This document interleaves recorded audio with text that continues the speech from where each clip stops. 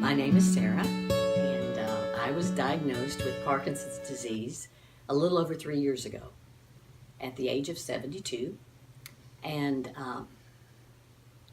at the time, actually, my first symptom occurred about a year before my diagnosis. I began to notice that my right foot was catching when I walked. It did not create the full gait that my left foot did. And so when I went to my primary care physician for my annual physical, I reported that to him. And because at that time that was the only symptom I had, and because I had broken my hip about a year and a half prior to that, he just thought it was probably an orthopedic issue and suggested that I do physical therapy. But the following year, a year later, when it was time to have my next physical exam, I had more symptoms to report. During that year, my right hand, I began to develop a very minor tremor in my right hand, but it was constant. But on occasion, I would notice that, and my handwriting got very small.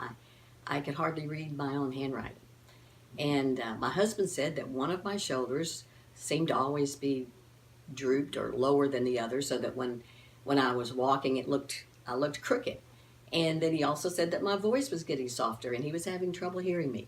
So when I reported that to my physician, he did a lot of tests. I had an MRI and I had x-rays and a lot of other tests trying to find out what the problem was. But all of those tests came back negative.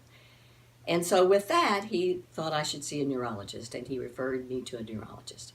And after that exam with the neurologist, he determined that it was likely that I had Parkinson's disease, but that I needed to go on medication, and if this medication would alleviate the symptoms, then that would confirm that I had Parkinson's. So that's what I did. I took the medication. It took several weeks, but after several weeks, all of my symptoms were gone.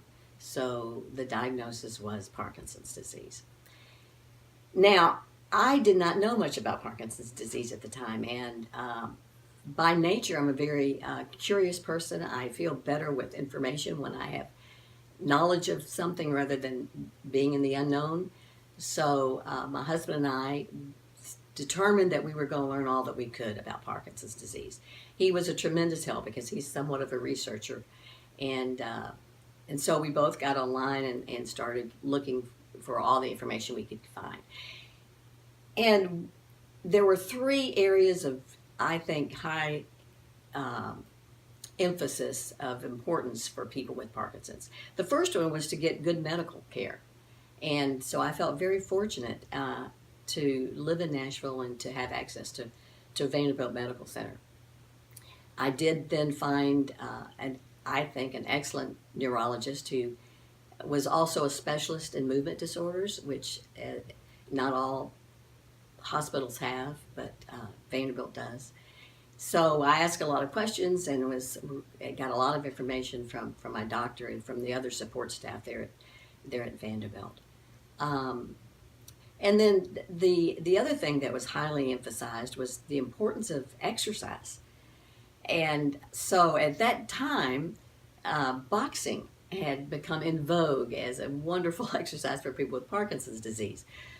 But rock steady boxing was not in Nashville at the time. But my husband, again, the great researcher, went online and found a professional boxer who was retired but had opened a fitness center using boxing as the primary fitness training. So I joined his fitness center and learned to box.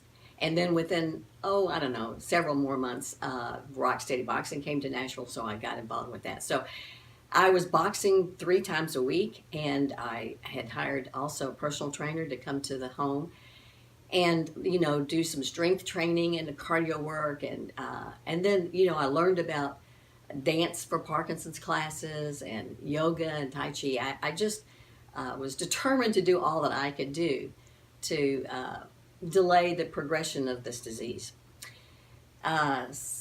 So that was where I went first. But then the third thing that was highly emphasized was the importance of staying involved and not letting this disease isolate me from others. And so it was suggested that I join a support group. Now, I had a few friends who had some concerns about that. They were concerned that I would see advanced stages of Parkinson's disease that might frighten me or concern me or depress me or whatever. But my experience actually was quite different.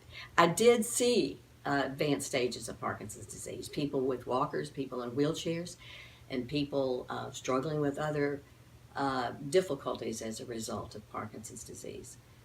However, I found them very inspirational because here they were with all of these struggles, showing up in life, coming to these support group meetings, and showing me that life still had meaning and purpose for them, and there were still opportunities to contribute, and that they felt worthy of being loved and of getting care and giving love and caring for others. So they were such a blessing and still are today. But also, as I said, I really enjoy information. So at the support group, there was just a wealth of information, personal experiences that I find even more helpful. And I learned how to manage or how to mitigate some of the symptoms of Parkinson's disease and the side effects of the medication. I learned where to find the best physical therapist, the best massage therapist, where to find good yoga classes, Tai Chi classes, other exercise classes, just tips on eating and food and supplements. Anything that I had a question about, there was usually someone that had some experience to share. So I was just so very grateful for that. And for me in the support group, what really was as important as all of this is having fun. We have a lot of fun in our support group. We do social events, and we have holiday parties. We work out together.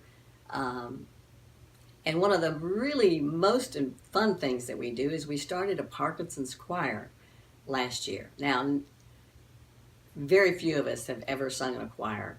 Most of us don't even have the voices that we had when we were younger, and we don't feel that we can sing at all. And honestly, separately, we don't sound too good. But as a group, we really sound, I guess, pretty good. We've performed on occasion in the community, and we've been well received. So I guess that we sound all right. But more importantly, we just have a lot of fun. I mean, it's hard to be down and depressed when you're singing. And however, primarily the choir was created to help us strengthen our voices and to strengthen our vocal cords, and also just the ability to breathe, to strengthen our diaphragm. So our choir director is a music therapist, and we're evaluated on a quarterly basis. And at Vanderbilt comes and does an evaluation, and for all of us, we've really improved in the quality and the strength of our voices. So that's just a big benefit, and just friendships.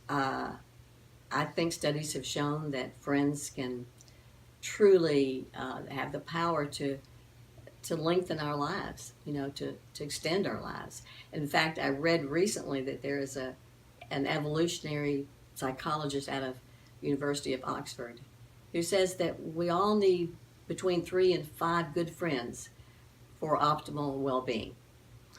So I go to my support groups, and I've got a room full of friends.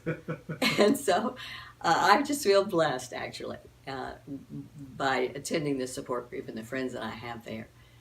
And oddly, because of how much this has enriched my life, I'll have to say that actually Parkinson's has enriched my life. I wouldn't think I would say that, but it's true. So that's my experience.